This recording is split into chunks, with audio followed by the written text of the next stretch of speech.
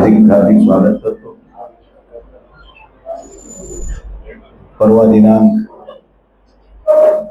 7 जुलै 2026 रोजी या राज्याचे सन्माननीय माननीय आमदार उपमुख्यमंत्री एकनाथराव शिंदे साहेबांचा परभणी जिल्ह्याचा शेतकरी संवाद दौऱ्याच्या अनुषंगाने दौरा आहे।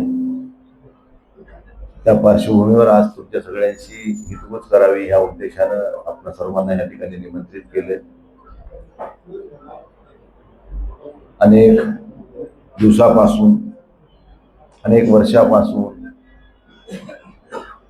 परभणी जिल्ह्यामध्ये आपण बऱ्याच गोष्टी करू इच्छितो, परंतु सत्तेमध्ये आपण नसल्या कारणानं बऱ्याच गोष्टी करू शकलो नाही। ही वस्तुस्थिती नाकारता येणार नाही आणि त्या पार्श्वभूमीवरच सर्व कार्यकर्त्यांच्या भावना, सर्व पदाधिकाऱ्यांच्या भावना, जन लोकांचा रेटा साहेब आपण कुठेतरी सत्ताधारी पक्षात सहभागी व्हावं, जेणेकरून आपल्या जिल्ह्यातल्या काही काही प्रलंबित मागण्या आहेत त्या पूर्णत्वाला नेण्यासाठी आपल्याला काही बळ मिळेल आणि आपल्याला अधिकारानं काही गोष्टी करून घेता येतील। त्या पार्श्वभूमीवर आपण सगळ्यांनीच सत्ताधारी पक्षात सहभागी व्हावं अशा स्वरूपाच्या आग्रहाखातर आम्ही सर्वांनी ही भूमिका घेऊन 22 तारखेला आम्ही माननीय आमदार एकनाथराव शिंदे साहेबांच्या नेतृत्वाखाली शिवसेनेमध्ये प्रवेश केलाय। आमची बांधिलकी वंदनीय शिवसेना प्रमुख बाळासाहेबांच्या विचाराशी आहे, कालही होती आणि उद्याही राहील, यामध्ये कुठेही दुमत असायचं कारण नाही। त्यामुळं 1989 ची पहिली लोकसभेची निवडणूक परभणीची कैलासवासी अशोकराव देशमुख साहेबांच्या रूपानं शिवसेनेनं धनुष्यबाण या चिन्हावर लढली, पण त्यावेळेस पक्षाचं चिन्ह म्हणून ते त्यावेळी नव्हतं, तर आपला उमेदवार हा अपक्ष उमेदवार असा संबोधला गेलेला होता।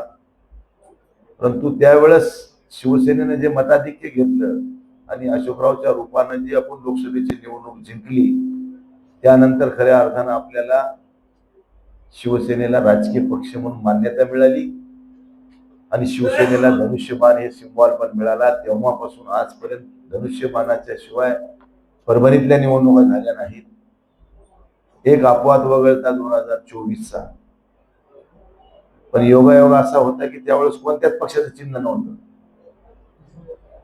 ना काँग्रेसचं, ना एनसीपीचं, ना भाजपचं, ना शिवसेनेचं। त्यामुळे तिथं चिन्ह सगळे नवीनच होते आणि त्या नवीन चिन्हावर मला लढण्याचा योग आला आणि त्या निवडणुकीत सुद्धा मला चांगल्या मताधिक्यानं परभणीकरांनी, या लोकसभा मतदारसंघातील नागरिकांनी, मतदारांनी भरभरून मताने निवडून दिलं। त्यानंतर ही जी काही पार्श्वभूमी घडत गेल्या, जे काही रोज घडत आहेत, ती लोक थांबायला तयार नाही। सत्ताधारी लोक विरोधकांना विश्वासात घेत नव्हती।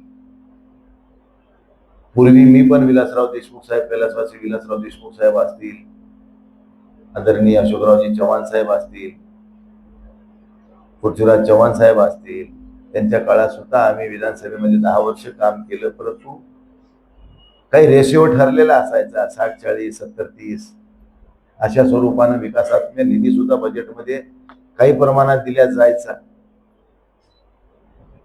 पण हल्ली ह्या 5-7 वर्षाच्या काळामध्ये विरोधकाची गळचेपी करण्याचा प्रयत्न सातत्यानं सत्ताधाऱ्याकडून होत होता। त्याचं जिवंत उदाहरण म्हणलं तर कालची आमच्या परभणी जिल्ह्यातली मागची झालेली डीपीडीसी मध्ये 400 कोटीची डीपीडीसी होती। कुठलीही स्थानिक स्वराज्य संस्था अस्तित्वात नसताना मी विरोधी पक्षाचा खासदार म्हणून माझ्याकडे फक्त 3 कोटी रुपये मला दिले गेले। 400 कोटी डीपीडीसी म्हणजे ही स्थानिक विकास निधीसारखा विषय आहे। म्हणजे ह्या करातून जो काही पैसा शासनाला मिळतो तो ह्या नागरिकांच्या, स्थानिक स्वराज्य संस्थेतल्या नागरिकांच्या सोयी सुविधासाठी खर्च करण्याचा तो राईट आहे।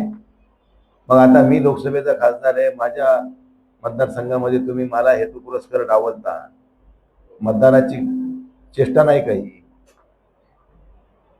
आणि मग दरवेळेस अशा स्वरूपानं होत चाललं होतं। शेवटी कार्यकर्ता हतबल होत होता की बाबा आपण ह्या अशा परिस्थितीत आपल्याला सुद्धा काही भूमिका घ्यावा लागतील, काही विचार करावा लागेल, तरच आपल्याला लोकांसमोर जाता येईल, लोकांचे कामं करता येतील. या अनुषंगाने सर्वांनी आग्रह केल्यानंतरच आम्हाला ही भूमिका घेण्याला भाग पडलं आणि आम्ही सगळ्यांनी शिंदे साहेबांच्या नेतृत्वाखाली आणि डॉक्टर श्रीकांत शिंदे आमचे सहकारी लोकसभेतील यांच्या सहकार्यानं आम्ही या ठिकाणी शिवसेनेमध्ये प्रवेश करून वंदनीय शिवसेना प्रमुखांना अभिप्रेत असलेलं काम या ठिकाणी करण्याचा मानस आम्ही केलेला आहे. निश्चित परभणी जिल्हा हा शिवसेनेचा बालेकिल्ला आहे, यात काही दुमत नाही. 1989 पासून आजपर्यंत मधला एक 98 ते 99चा 13 महिन्याचा सुरेशराव वरपुडकर साहेबांचा कार्यकाळ जर सोडला तर आजपर्यंत शिवसेना या ठिकाणी अबाधित आहे, एवढं आपण सगळेजण जाणता. आणि म्हणूनच आम्ही सर्वांनी एक जुटीनं एका विचारानं एका मनानं सगळ्यांनीच शिंदे साहेबांच्या नेतृत्वाखाली धनुष्यबाणाच्या चिन्हावर भविष्यामध्ये निवडणुका लढवून चांगली ताकद जिल्ह्यामध्ये निर्माण करण्याचा मनोदय केलेला आहे. आणि त्या मनोदयाच्या अनुषंगानं उद्या 7 तारखेला या राज्याचे उपमुख्यमंत्री माननीय आमदार श्री एकनाथराव शिंदे साहेब शेतकऱ्याशी संवाद साधण्याच्या उद्देशाने या ठिकाणी येत आहेत. त्यांच्या स्वागताच्या अनुषंगाने आमची तयारी चालू आहे. सर्वसामान्य लोकांपर्यंत त्या सगळा संदेश जावा या उद्देशानं आम्ही तुम्हाला सुद्धा सगळ्या बांधवांना या ठिकाणी पत्रकार बांधवांना बोलवलंय. या माध्यमातून तुम्ही लोकांपर्यंत आम्ही जाऊ शकतो आणि त्या अनुषंगानं आपण या ठिकाणी सर्वजण आलात त्याबद्दल सर्वांचं मनपूर्वक स्वागत करतो. आणि कार्यक्रम भव्य दिव्य असा स्टेडियम मैदानावर होणार आहे. तर त्या अनुषंगानं आपल्याला आता काही विचारायचं असं ते विचारू शकता. हे मी माझ्याकडून माझी भूमिका स्पष्ट केली नाही. जे कोणी येतील त्यांचं सगळ्यांचं होईल त्याच्यात.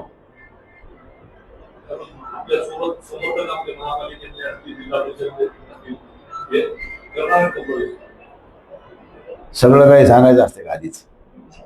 होणार आहे ह्याच्यात काही दुमत नाही.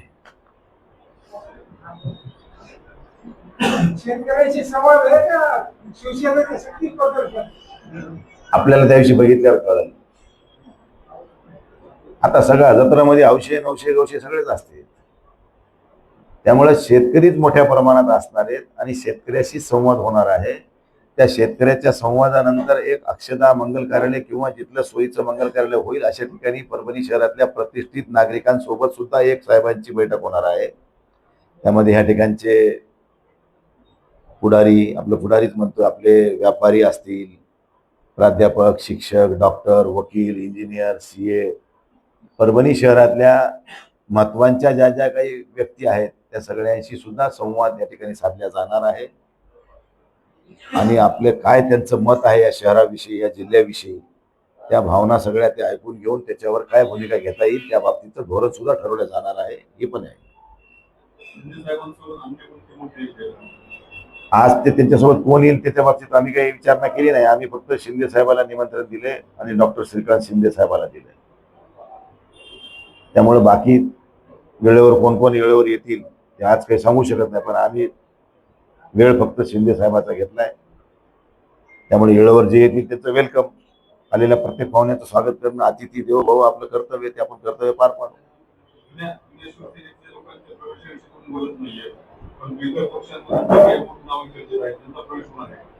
जुन्या शिवसेनेतल्या लोकांचा सुद्धा सगळ्यांचा, आता मी माझा प्रवेश झालाय, बाकीचे राहिलेत ना सगळे आमचे.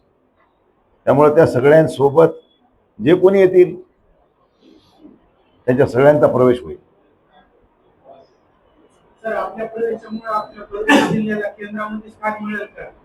आता ते ईश्वराच्या स्वाधीन आहे. आपण कुठं म्हणायचं आपल्याला मिळेल नाही मिळेल. मिळालं तर आनंदानं स्वीकारू, नाही मिळालं तर आपण आपल्या आनंदानं आपलं आपलं काम करीत राहू. शेवटी वक्त से पहले और भाग्य से ज्यादा कभी किसी को कुछ नहीं मिलता अशी एक मन आहे. त्याप्रमाणे आपल्या प्रारब्धात असेल तर मिळेल, नसेल तर आहे तसं चाललंय आपलं. आपण त्याच्यावर काही बसलो थोडीच आहेत. अपेक्षा ठेवणं काही गैर आहे का?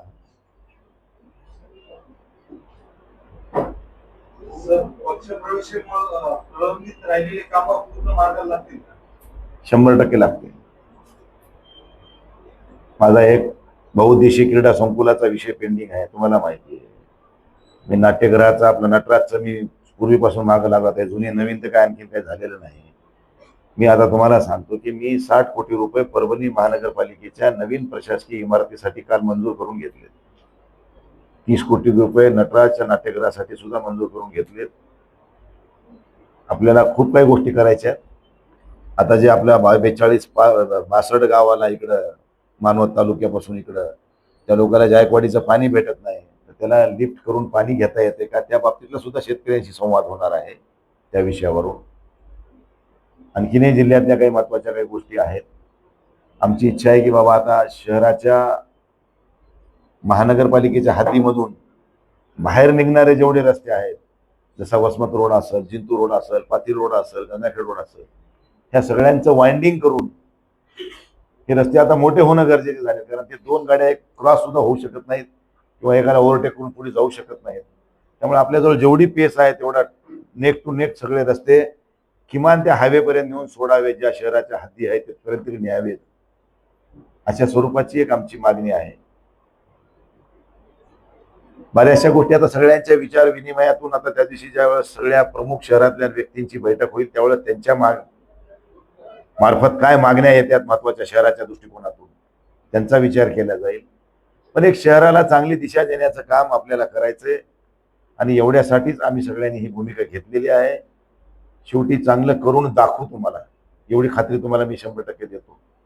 कारण मी सीएम डेप्टी सीएम दोघांशीही चर्चा केलेली आहे आणि त्या अनुषंगानं आपल्या शहराचा मोठा बॅकलॉग आहे आणि सातत्यानं आपण विरोधात असल्यामुळं आपल्याकडे सरकारचा बघण्याचा दृष्टिकोन वेगळा आहे. पहिल्या काँग्रेस राष्ट्रवादीचं सरकार होते त्यावेळेस बी आम्ही विरोधात होतो. आत्ता आम्ही काही काळ सत्तेत असून सुद्धा विरोधातच असल्यासारखे होतो आणि आता तर विरोधातच होतो. त्यामुळे सोबत गेल्यावर काहीतरी आपल्याला मिळेल, काहीतरी आपल्या जिल्ह्याचं काही काम करता येईल, एवढी उदार अंतकरणानं आम्ही भूमिका घेऊनच पुढे आलोय. शेवटी काय काय होते ते बघू, पण माझा आत्मविश्वास मला सांगते की आपण काहीतरी करून दाखवू, एवढं कॉन्फिडन्स. आता त्याविषयी सगळेच विषय समोर येतील. शक्तीपीठाचा येईल, त्या 42 गावात 62 गावाच्या पाण्याचा लिफ्टिंगचा प्रश्न येईल, आणि जे जे आता शेतकऱ्याचे काही आम्ही संवादामधून येतील ना, काही शहरातले आपल्या जिल्ह्यातले 2-4-5 शेतकरी त्या ठिकाणी आपलं मनोगत व्यक्त करणार आहेत अभ्यासपूर्ण. तर त्यांच्या अभ्यासातून काय काय शहराला भेडसावणाऱ्या ग्रामीण भागातल्या लोकांना अडचणीचा विषय आहे, जसा विजेचा प्रश्न आहे आपल्यासाठी नेहमीचाच आहे, त्याला काय आपल्याला दिशा देता येते, मग आम्ही केंद्र सरकारकडे जाऊ, त्याच्याकडून काही घेता येईल, असं करून आपल्याला ह्या जिल्ह्यात सर्वसामान्य शेतकऱ्याला ज्या महत्वाच्या भेडसावणाऱ्या समस्या आहेत त्या तरी किमान मार्गी लागाव्या, ज्या इझी गोईंग होऊ शकतात, अशी आमची धारणा आहे आणि त्या धारणेतूनच आपण ही सगळी भूमिका घेऊन पुढे चालतोय.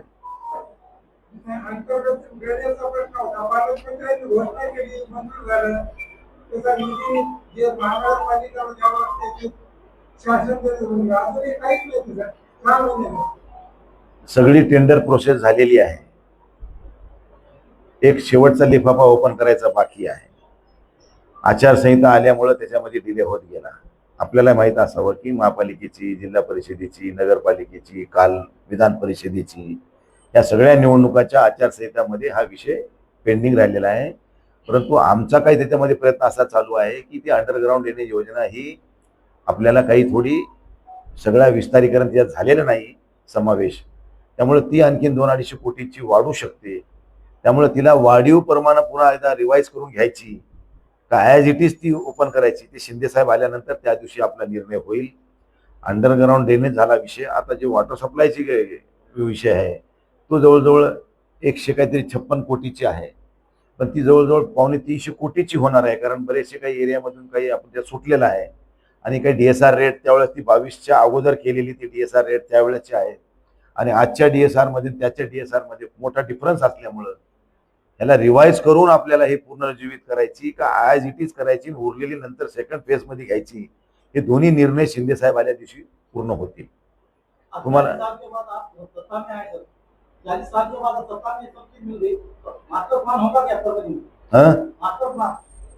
देखो अभी क्या क्या होगा, अपन उस दिन अपने तुम आप वहाँ आइए, जिस दिन मैं पूरे परभनी के नामचीन लोगों को शिंदे साहब के साथ में बात करने के लिए बिठा रहा हूँ, उस दिन ये आप सब सवाल उनसे पूछो, हम भी पूछेंगे, आप भी पूछो.